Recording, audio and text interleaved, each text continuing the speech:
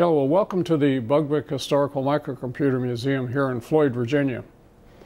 This museum represents about 45 years of collecting microcomputers and electronic memorabilia. And we have about 3% of it displayed here in the museum. Some of the more significant items, not all of them.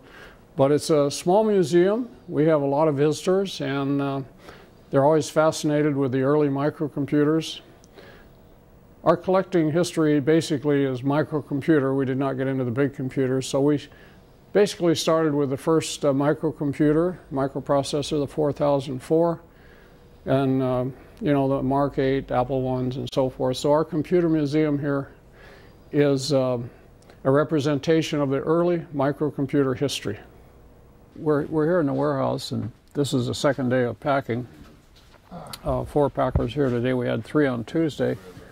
For the most part, they're still working on uninventoried material. There's a couple of packers down at the end here of the warehouse working on inventoried material. There's a lot of material here, and you know, there's 8 or 10 shelves here, ceiling to floor, back to the wall.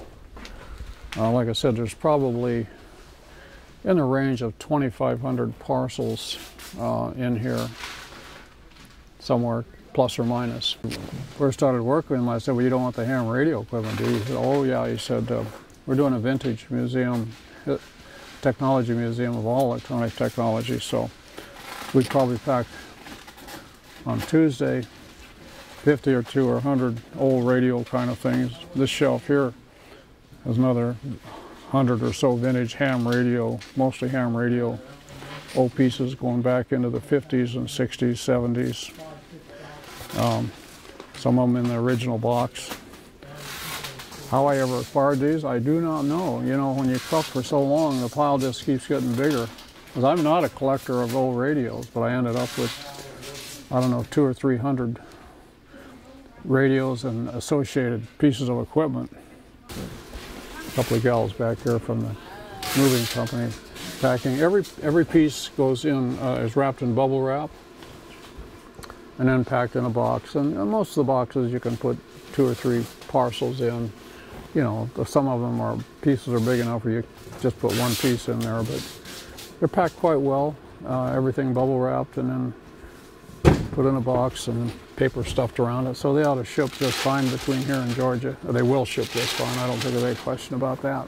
But it should be more emotional in a sense, but you know, the emotion for me is that I'm really thrilled to see this stuff go somewhere where it will be used much more than just sitting on a shelf.